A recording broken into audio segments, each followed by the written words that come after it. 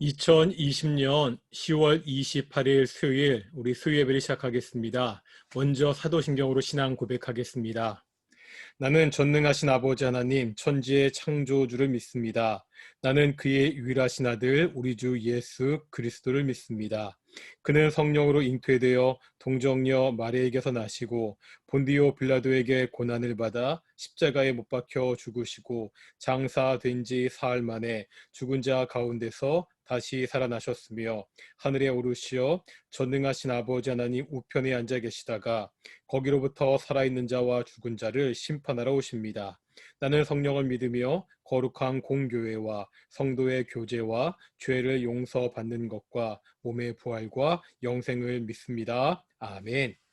우리 찬송가 440장입니다. 찬송가 440장 어디든지 나를 이끌면 함께 찬양하시겠습니다. 찬송가 440장입니다. 어디든지 예수 나를 이끌면 어디든지 예수 함께 가려네. 예수 함께 아니 가면 낙없고 예수님과 동행하면 겁없네. 어디를 가든지 겁낼 것 없네. 어디든지 예수 함께 가려네. 세상 친구 모두 나를 떠나도 주와 동행하면 외로움 없겠네. 가는 길이 위태하고 험해도 어디든지 예수 함께 가려네. 어디를 가든지 겁낼 것 없네. 어디든지 예수 함께 가려네. 어두운 그늘 나를 에워쌀 때에 주와 함께 계심 믿고 자려네. 죽은 후에 천국에서 깨어나 예수와 함께 길이 살리라. 어디를 가든지 겁낼 것 없네. 어디든지 예수와 함께 가려네. 기도하겠습니다. 사랑과 은혜가 충만하신 아버지 하나님 감사드립니다. 오늘도 우리가 주께 나와 이렇게 예배하고 있습니다. 비록 함께 모여 예배하지 못하지만 하나님, 이 영상을 보는 것이 가정이건 직장이건 어디이건 우리가 집중하여 하나님을 예배할 수 있는 귀한 시간 되게 해 주시옵소서. 우리가 이 시간을 통하여 하나님의 말씀을 배웁니다. 우리 믿음의 선배들이 고백했던 사도신경을 통하여 오늘날 우리의 신앙 고백이 무엇이 되어야 되는지 함께 배울 터인데, 아버지 하나님, 이 말씀을 읽을 때 성령께서 함께 하셔서 하나님의 말씀을 우리에게 가르쳐 주시옵소서. 사랑하는 동인의 성도들 매일매일 같이 하나님의 은혜 가운데 하나님과 동행하며 살 수 있도록 주께서 지켜 주시옵소서. 감사하며 이 모든 말씀 예수님의 이름으로 기도드렸습니다. 아멘. 예, 반갑습니다. 오늘도 우리가 수요 예배를 드리는데 계속해서 사도신경을 통해 우리 수요 성경 강좌를 함께 공부하고 있습니다. 우리가 그동안 계속해서 사도신경을 배웠는데요. 우리가 잠깐 그동안 배운 거 빨리 복습하고 이제 오늘 진도 나가겠습니다. 한번 보실 텐데요. 여기 보시면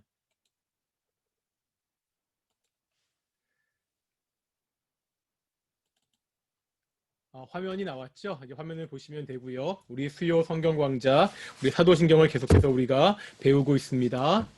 우리가 사도신경의 구조를 봤습니다. 사도신경은 어떻게 이루어져 있다고 우리가 배웠죠? 기억나시죠? 첫째, 나는 믿습니다. 두 번째, 나는 믿습니다. 또 세 번째, 나는 믿습니다. 세 번의 나는 믿습니다는 신앙 고백이 있었습니다. 그 중에서 첫 번째 나는 믿습니다 신앙 고백이 누구에 대한 고백이었죠? 성부 하나님에 대한 고백입니다. 우리가 계속해서 성부 하나님에 대한 우리의 신앙 고백을 배우고 있고요. 이제 두 번째 나는 믿습니다. 누구에 대한 고백이죠? 성자 예수님에 대한 고백입니다. 세 번째 나는 믿습니다. 누구에 대한 고백입니까? 성령 하나님에 대한 고백이었습니다.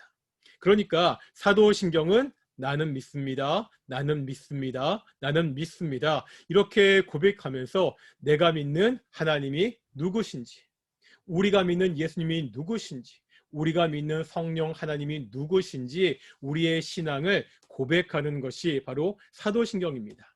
우리가 그 중에서 나는 믿습니다. 먼저 하나님에 대해서 배우고 있는데 사도신경에 보면 이 하나님에 대해서 크게 세 가지를 고백하고 있죠.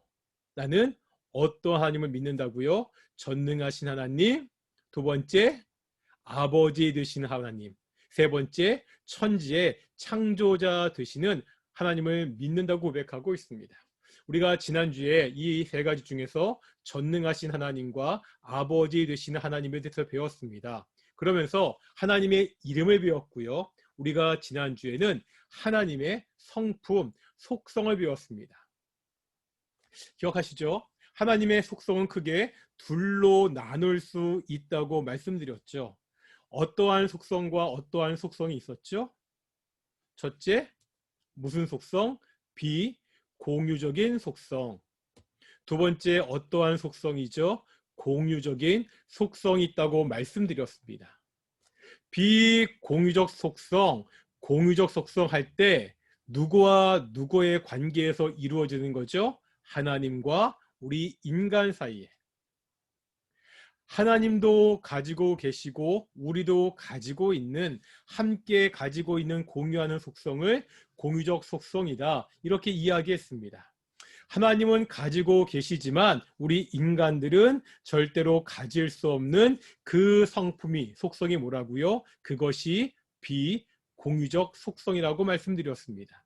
그래서 이 비공유적인 속성은 다른 말로 절대적 속성이다, 이렇게 부르기도 합니다. 공유적인 속성은 다른 말로 이야기하면 관계적 속성이다, 이렇게 이야기합니다. 어떤 것들이 있었는지 기억하시나요? 하나님의 자존성이 있었죠. 다음에 하나님의 불변성이 있었습니다. 하나님은 영원하신 분, 영원성이 있었고요. 하나님은 편재하신 분, 말이 좀 어려운데 어떤 뜻이었죠? 무소, 부재하시다. 무소, 아니 계신 장소가 부재, 있지 아니하시다. 하나님은 어디에나 계시는 충만하신 분이라는 것을 배웠습니다. 마지막에 하나님의 통일성을 배웠습니다. 하나님의 공유적인 속성은 우리 인간들도 가지고 있는 속성입니다. 하지만 하나님과 차이가 있죠. 하나님은 절대적으로 완전하게 가지고 계십니다. 하지만 인간은 부분적으로 불완전하게 가지고 있을 수밖에 없는 그러한 성품들, 속성들이 있습니다. 지혜와 지식이 있었고요. 선하심이 있었습니다. 또 뭐가 있었죠? 사랑, 의, 그 다음에 거룩함, 이러한 것들이 하나님의 공유적인 속성입니다. 그런데 제가 공유적인 속성을 말씀드리면서 굉장히 중요한 것이 있다고 말씀드렸습니다. 그게 뭐죠?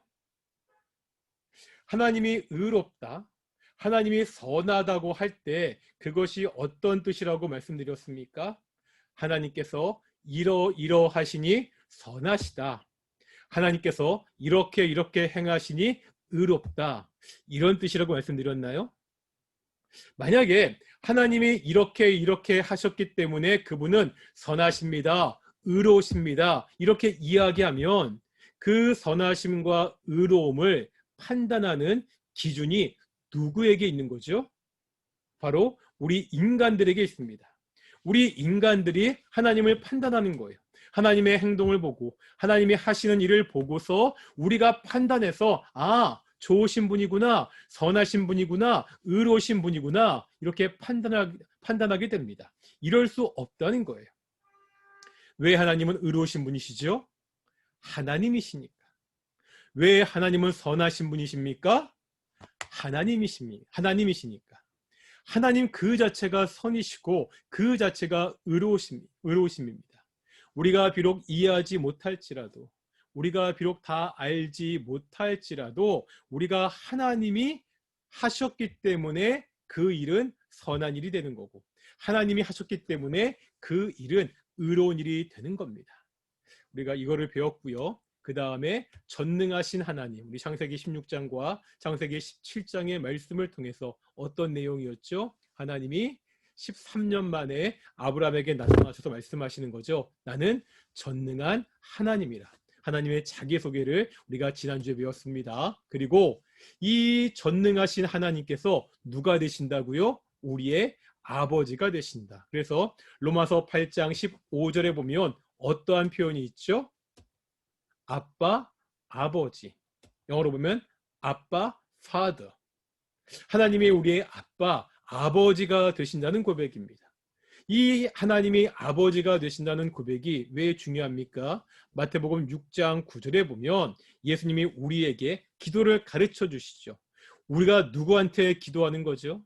나랑 전혀 상관없는 사람한테 기도하는 것이 아니라 누구한테? 하늘에 계신 우리 아버지에게 기도하고 있습니다. 그러니까 우리의 기도가 의미가 있는 거예요. 하나님은 어떤 분이시라고요? 전능하신 분입니다. 그 전능하신 하나님께 우리가 하나님을 어떻게 부르며 기도하는 거죠? 우리 아버지라고 기도하고 있습니다. 그러니까 우리의 기도가 의의가 있는 거예요. 우리의 기도가 응답될 수 있습니다. 우리의 기도를 들으시는 분은 나를 사랑하시는 나의 아버지가 되시고, 내가 어떠한 기도를 할지라도 반드시 그 기도를 들어주시는 전능하신 분이기 때문에 우리가 어떠한 문제를 가지고도 하나님께 기도할 수 있다는 것을 우리가 알 수 있습니다. 이제 오늘은 세 가지였죠. 하나님에 대해서 첫 번째, 전능하신 분이다. 아버지가 되신다. 세 번째로 사도신경에서 고백하는 게 뭐죠? 전능하시고 우리의 아버지 되시는 그 하나님이 어떠한 분이라고? 창조자 되신다고 그렇게 사도신경은 이야기하고 있습니다. 오늘은요, 창조자 되시는 하나님을 배울 터인데, 우리가 하나님이 누구신지를 이야기할 때 크게 두 가지로 나눠서 생각해야 된다고 제가 말씀드린 적이 있습니다. 기억나시죠? 첫째가 뭐죠? being, 하나님의 존재였습니다. 두 번째가 뭐죠? doing, 하나님의 사역이었습니다. 첫째, 존재, 하나님이 누구신지를 알아야 되고, 두 번째가 뭐라고요? doing, 하나님의 사역, 하나님이 무엇을 하셨는지를 알아야 됩니다. 그래서 우리가 먼저 하나님의 사역을 볼 텐데, 하나님은 무엇을 하시는 분이냐? 하나님의 사역을 이야기할 때, 하나님의 doing을 이야기할 때 크게 세 가지를 이야기합니다. 첫 번째는 작정, 두 번째는 창조, 세 번째는 섭리입니다. 다시요. 첫 번째 뭐라고요? 작정. 두 번째 뭐였죠? 창조. 세 번째 섭리입니다. 작정은 하나님의 계획입니다. 하나님이 창세전에 모든 것을 그 마음에 계획하고 계셨습니다. 이 하나님이 작정하신 대로 드디어 뭐 하시는 거예요? 이 땅을 창조하셨습니다. 하나님은 온 세상을 창조하시고 이 세상을 그냥 내버려 두시는 것이 아니라 지금도 통치하시고 보존하신다. 그게 하나님의 섭리입니다. 그래서 하나님의 사역은 크게 첫 번째 하나님의 작정, 두 번째 하나님의 창조, 세 번째 하나님의 섭리를 이렇게 이야기하고 있습니다. 그 중에서 사도신경은 이 하나님에 대해서 특별히 창조주 하나님, 이 땅을 창조하신 하나님을 고백하고 있습니다. 창조를 이야기할 때 우리가 빼놓을 수 없는 책이 있죠. 창세기입니다. 창세기 1장 1절 뭐 다 암송하시죠. 그래도 우리가 한번 확인하면서 우리 창세기 1장 1절을 볼 텐데요. 창세기 1장 1절에 뭐라 말씀하고 있죠? 태초에 하나님이 천지를 창조하시니라. 태초에 하나님이 천지를 창조하시니라. 이렇게 창조를 선포하고 있습니다. 이 창세기 1장 1절의 말씀이 부정하는 사상이 있습니다. 세상 사람들이 믿고 있지만, 그들은 이것이 진리라고 알고 있지만 창세기 1장 1절의 창조의 선언은 세상 사람들이 알고 있는 그 진리가, 그 사상이 잘못된 것이라는 것을 말씀하고 있습니다. 그 중에 첫 번째가 뭐냐면 바로 무신론입니다. 두 번째가 유물론입니다. 세 번째가 범신론입니다. 우리가 차근차근 볼 텐데요. 다시 창세기 1장 1절이 부정하는 사상 세 가지가 뭐라고요? 첫 번째 무신론, 두 번째 뭐라고요? 유물론, 세 번째 뭐죠? 범신론입니다. 한번 볼까요? 무신론은 뭐죠? 무신론은 말 그대로 신이 없다고 생각하는 사상입니다. 여기 보면 영국에 있는 버스를 이렇게 찍은 건데 뭐라고 되어 있습니까? There's probably no God. Now stop worrying and enjoy your life. 어떤 뜻이죠? There's probably no God. 아마도 신은 없을 것이다. 아마도 신은 없다. Now 이제 stop worrying. 걱정하지 말고 and enjoy your life. 너의 인생을 즐겨라. 신이 없으니까 아무 걱정하지 말고 네가 살고 싶은 대로 마음껏 네 인생을 즐겨라. 뭐 이렇게 주장하는 사람들이 있습니다. 이게 영국에서만 이러한 그 버스 홍보가 붙은 것이 아니라 이거는요 우리나라 버스죠. 몇 번 버스인지 모르겠는데 여기 보니까 경기버스라고 써 있네요. 보이시나요? 경기도에 있는 한 버스 회사에 어떤 데서 이렇게 광고 문구를 붙였는데 뭐라고 되어 있죠? 신이 없어도 인간은 열정적이고 영적일 수 있다. 리처드 도킨스라고 아주 영국의 대표적인 무신론 학자입니다. 이기적인 유전자도 썼던 아주 굉장히 유명한 학자인데, 그러니까 신이 없어도 얼마든지 인간은 영적이고 열정적으로 살아갈 수 있다. 이렇게 신이 없다고 무신론을 주장하는 그러한 사상들이 있습니다. 이 사상들에 대해서 성경은 뭐라고 이야기합니까? 다 같이 한번 우리 시편 14편 보겠습니다. 제가 사실 성경 구절을 써드리는 게 어려운 일이 아닌데 그래도 안 써드리는 이유는 예배하면서 같이 좀 말씀을 찾아보는 것이 의미가 있다고 생각하기 때문에 안 써드리는 거거든요. 조금 번거롭고 귀찮긴 하겠지만 같이 좀 말씀을 찾았으면 좋겠습니다. 시편 14편 1절입니다. 성경이 하나님이 없다고 주장하는 이 사람들을 뭐라고 말씀하시는지 함께 읽겠습니다. 시작. 어리석은 자는 그의 마음에 이르기를 하나님이 없다 하는도다. 그들은 부패하고 그 행실이 가증하니 선을 행하는 자가 없도다. 뭐라고 이야기하죠? 어떠한 사람이 어리석은 자는 그의 마음에 이르기를 하나님이 없다 하는도다. 성경은 하나님이 없다고 주장하는 그 사람들, 무신론자가 어리석은 자들이라고 분명히 말씀하고 있습니다.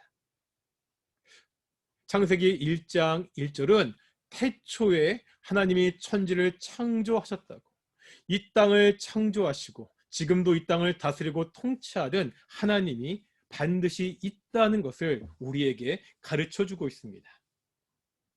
두 번째로요, 창세기 1장 1절이 부정하는 사상이 있습니다.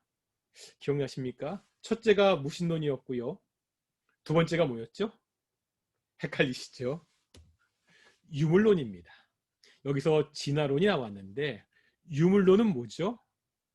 말 그대로 물질이 중요하다고 그렇게 이야기하는 거예요.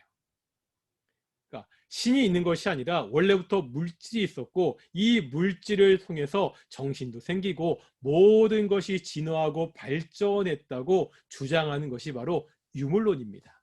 여기에서 진화론이 나왔습니다. 이런 거죠. 태초에 물질이 있는 거예요. 원래 물질이 있었는데 그 물질들이 우연을 반복해서 결합하면서 좀 더 복잡한 물질이 되었고, 그 복잡한 물질이 계속해서 시간이 지나면서 서로 결합하다가 유기질, 작은 생명체가 되었고, 그 작은 생명체가 또 우연을 거듭하고 여러 가지 많은 시간 후에 점차 복잡한 생물체, 끝내는 인간에게까지 이르게 되었다. 이렇게 주장하는 것이 유물론 진화론입니다. 이 세상을, 인간을 하나님이 창조하신 것이 아니라 물질에 의해서 우연히 세상이 생겨났고 그 우연을 통해서 이렇게 원숭이에서 유인원에서 호모사피엔스 쭉 과정을 거쳐서 현대 인간 사람이 되었다고 주장하는 것이 바로 유물론입니다. 하지만 창세기 1장 1절은 분명히 말씀하고 있죠.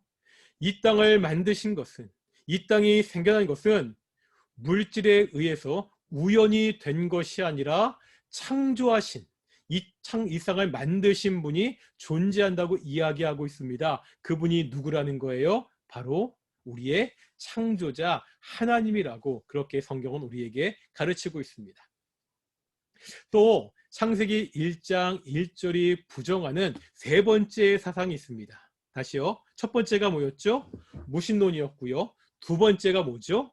지금 보고 있는 유물론이고요. 세 번째 범신론입니다. 범신론은 뭐죠? 모든 사물에, 이 세상에 신이 존재한다, 신성이 다 깃들여져 있다, 이렇게 이야기하는 겁니다. 이게 좀 헷갈릴 수가 있습니다. 성경은요, 하나님이 계시다고 말씀하고 계십니다. 하나님이 이 땅을 창조하셨으니까 그 창조주와 피조물은 서로 구별되고 분리됩니다. 하지만 범신론은 그렇게 주장하지 않습니다. 모든 이 세상 가운데 신성이 다 깃들여져 있다고 그렇게 주장합니다. 그러다 보니까 범신론은 수많은 신들을 이야기합니다. 범신론의 대표적인 종교가 신두교입니다. 신두교에 보면 이 대표적인 신들이 나오거든요. 여기에는 신들이 뭐냐면 아마 요 지금 있는 그림이 신두교에서 이야기하는 3대의 신입니다. 요 신이요, 이게 시바 신이라고 해서 발음 이상하죠. 시바 신이라고 해서요, 파멸의 신입니다.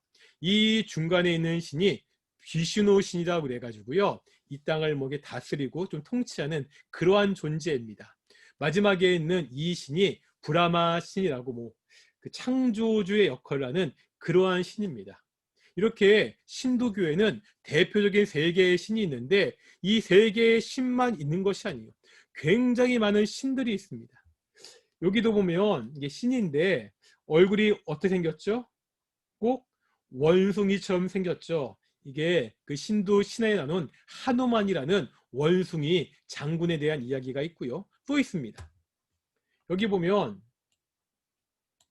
또 이게 신인데요. 얼굴이 어떻게 생겼죠? 코끼리 같이 가네샤라고요. 그러니까 그 신두교를 믿는 사람들이 굉장히 좋아하는 신입니다. 왜냐하면 이 신은 재물의 신이에요. 부의 신이에요. 그래서 그 인도나 네팔 같이 신두교를 믿는 나라에 가면은 가게에 요 사진, 이 신의 형상을 붙여놓은 것을 굉장히 많이 볼 수 있습니다. 이렇게 신이 여러 개 있는데 이 정도가 아닙니다. 신두교에서는 약 신이 2억이다, 3억이다. 그렇게 이야기합니다. 다시 말하면 모든 것이 다 신이 될 수 있는 거예요. 신과 그 세상에 더 이상 분리되지 않고 이렇게 혼합되어 있는 것, 이것이 범신론입니다. 하지만 창세기 1장 1절은 뭐라고 말씀합니까? 태초에 하나님이 천지를 창조하셨다고. 천지를 창조하신 창조주 하나님이 계시고 그 하나님이 창조하신 이 피조물이 있다고 분명히 구별되고 분리되는 것을 이야기하고 있습니다. 세상에 많은 사람들이 믿는 무신론이나 유물론이나 범신론은 성경이 잘못된 사상이라고 분명히 말씀하고 있습니다. 그렇다면 창세기 1장 1절에 나오는 이 창조의 선언은 어떠한 의미가 있습니까? 여기 보면 크게 세 가지를 우리에게 알려주고 있습니다. 첫 번째는 언제 창조가 이루어졌느냐. 두 번째, 무엇을 창조하셨느냐. 세 번째, 어떻게 창조하셨느냐. 이 창세기 1장 1절은 이 세 가지를 우리에게 보여주고 있습니다. 볼까요? 창조는 언제 되었나? 창조는 언제 되었죠? 태초에 하나님이. 그러니까 태초에 이 세상이 창조되었다고 이야기합니다. 원래부터 세상이 존재한 것이 아니라 하나님이 세상을 창조한 시기가 있다는 것을 우리에게 말씀하고 있습니다. 또 요한복음 1장 1절에도 보면 태초가 나오죠. 요한복음 1장 1절도 한번 찾아보실까요? 요한복음 1장 1절입니다. 찾으셨나요? 같이 읽겠습니다. 시작. 태초에 말씀이 계시니라. 이 말씀이 하나님과 함께 계셨으니 이 말씀은 곧 하나님이시니라. 태초에 말씀이 계셨는데 이 말씀이 하나님이시다. 여기에 나오는 말씀은 헬라어로 로고스인데요. 예수님을 이야기합니다. 그러니까 예수님이 나중에 생겨난 분이 아니라 나중에 창조된 피조물이 아니라 태초부터 원래 계셨던 분이라는 거예요. 그런데 창세기 1장 1절에 나와 있는 태초와 요한복음 1장 1절에 있는 태초는 같은 단어 같은데 좀 차이가 있습니다. 어떤 차이가 있죠? 창세기 1장 1절의 태초와 요한복음 1장 1절의 태초는 어떤 차이가 있을까요? 이런 겁니다. 요한복음 1장 1절에서 태초에 말씀이 계시니라, 이때 태초는 언제인지 모르는 그 오래전 그 태초부터 말씀 예수님이 계셨다는 겁니다. 그렇게 예수님이 태초부터 계셨는데 이제 창세기 1장 1절 태초에 드디어 하나님이 어떠한 특정한 과거의 시간에 이 땅을 창조하셨다고 말씀하는 거예요. 그러니까 요한복음 1장 1절의 태초는 영원전, 언제인지 모르는 그 영원 전부터 있는 그 시간들을 이야기하는 거고, 창세기 1장 1절의 태초는 그 영원 전부터 지속되는 시간 가운데 드디어 비기닝 포인트, 하나님께서 창조를 시작했던 그 시작을 태초라고 그렇게 이야기합니다. 하나님께서 아무것도 없었는데 드디어 태초에 최초로 이 땅을 창조하셨다는 것을 창세기 1장 1절은 보여주고 있습니다. 두 번째가 뭐죠? 무엇을 창조하셨나? 뭐죠? 태초에 하나님이 무엇을? 세상을 창조하셨다고 말씀하고 있습니다. 우리가 보는 이 세상은 우연히 만들어진 것이 아닙니다. 현대 물리학에서는 빅뱅 이론이라는 것을 이야기합니다. 영원, 아주 오래전에 온 우주가 정말 말할 수도 없는 아주 작은 점같이 존재했다는 거예요. 그러다가 어느 순간 빅뱅, 빅방, 팡 터지면서 이것이 확장되고 확장되면서 지금의 우주, 세상이 만들어졌다고 그렇게 주장합니다. 하지만 성경은요, 우리가 살고 있는 이 우주, 이 세상이 누구에게 의해서? 태초에 하나님에 의해서 창조되었다는 것을 분명히 말씀하고 있습니다. 세 번째 뭐죠? 어떻게 되었느냐? 어떻게 창조되었느냐? 이때 우리가 한 가지 알아야 되는 것이 있습니다. 바로 이 창조라는 단어가 어떠한 의미를 가지고 있느냐입니다. 우리가 창세기 1장에 보면 이 창조라는 말과요, 만들다는 말이, 짓다는 말이 이렇게 교대로 사용되는 것을 볼 수가 있습니다. 이게 시브리어로 바라라는 단어가 있고요, 시브리어로 아사라는 단어가 있습니다. 이 바라라는 단어는 창조하다는 뜻입니다. 아사라는 단어는 만들다, 이런 뜻입니다. 한번 볼까요? 창세기 1장 1절에 보면 태초에 하나님이 천지를 창조하셨다고. 다음에 창세기 1장 21절에 보면 뭐라고 말씀하고 있죠? 하나님이 큰 바다 짐승들과 물에서 번성하여 움직이는 모든 생물을 그 종류대로, 날개 있는 모든 새를 그 종류대로 창조하시니. 여기도 창조가 나오고 있습니다. 다음으로 창세기 1장 27절에 보면 하나님이 자기 형상 곧 하나님의 형상대로 사람을 창조하시되. 창세기 1장에 보면 창조하시다, 바라라는 말은 이렇게 3번 쓰이는 것을 볼 수 있습니다. 하지만 아사라는 말은 여러 번 쓰이고 있습니다. 6절에 보면 여기 보면 하나님이 이르시되 물 가운데 궁창이 있어 물과 물로 나뉘라 하시고 하나님이 궁창을 만드사 이러한 단어들 또 16절에 보면 하나님이 두 큰 광명책을 만드셨다. 이 만드셨다는 단어는 아사라는 말을 사용하고 있습니다. 이 바라와 아사라는 단어의 차이가 있습니다. 바라라는 말은 말 그대로 무에서 아무것도 없는 거에서 새로운 것을 만들어내는 것, 창조하는 것을 바라 이러한 동사를 사용합니다. 아사는 만드는 거예요. 이거는 기존에 있던 것들에서 뭔가 새로운 것들을 만들어내는 거. 다시요. 바라는 무에서 아무것도 없는 상태에서 무언가를 만들 때 사용하는 동사는 뭐라고요? 그거는 바라라는 동사입니다. 반면에 기존에 있는 것에서 새로운 것을 만드는 것은 그것은 아사라는 동사를 쓰고 있습니다. 창세기 1장 1절에 태초에 아무것도 없었잖아요. 드디어 창조가 시작되었습니다. 21절에 보면 동물의 창조를 이야기하는 거예요.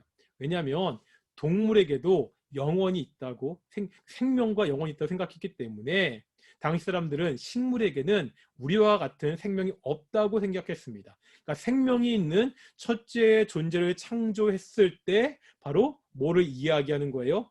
바라라는 단어를 사용하고 있습니다. 그리고 27절에 보면 인간을 창조하실 때 첫 번째 영적인 존재를 창조하실 때 바로 바라라는 동사를 사용하고 있고 나머지는 기존에 있던 것에서 다시 만드실 때는 아사라는 것을 사용하고 있습니다.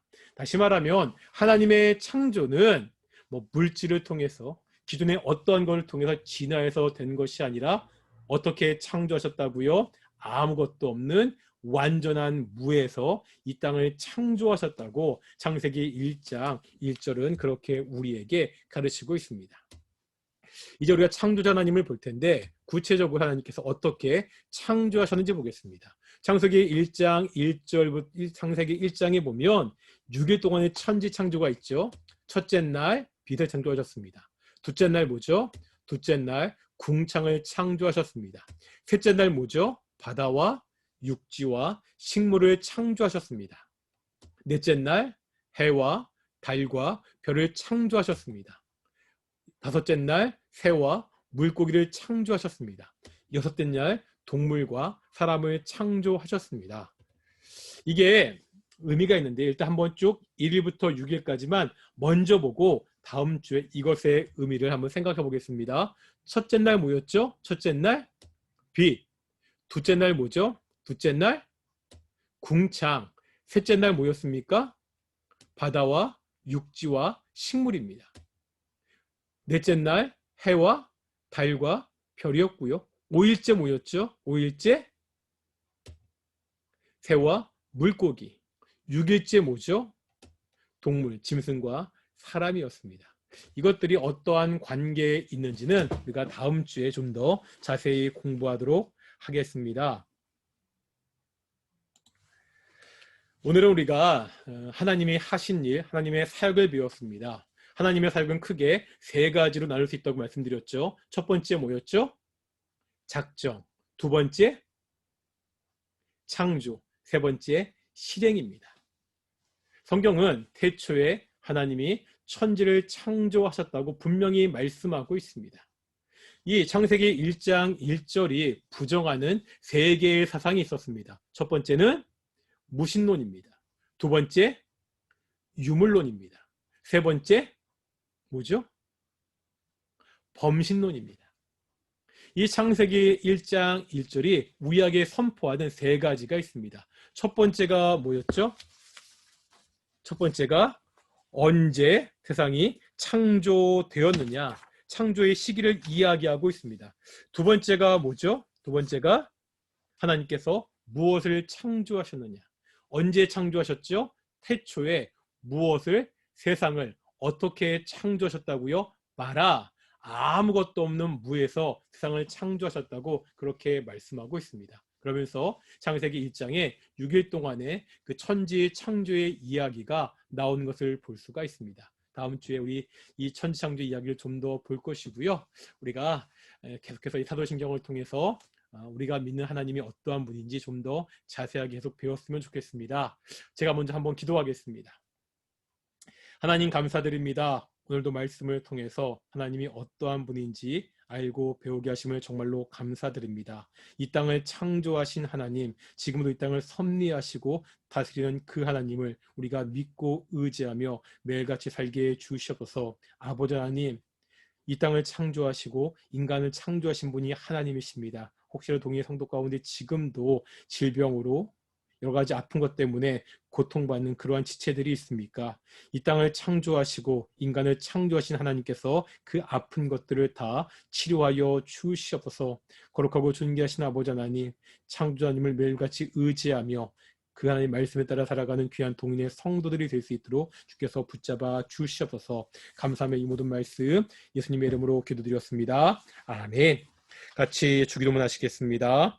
하늘에 계신 우리 아버지, 아버지의 이름을 거룩하게 하시며 아버지의 나라가 오게 하시며 아버지의 뜻이 하늘에서와 같이 땅에서도 이루어지게 하소서. 오늘 우리에게 이루어갈 양식을 주시고 우리가 우리에게 잘못한 사람을 용서하여 준 것 같이 우리 죄를 용서하여 주시고 우리를 시험에 빠지지 않게 하시고 악에서 구하소서. 나라와 권능과 영광이 영원히 아버지의 것입니다. 아멘. 이것으로 수요일 마치겠습니다. 우리는 다음 주에 뵙겠습니다. 감사합니다.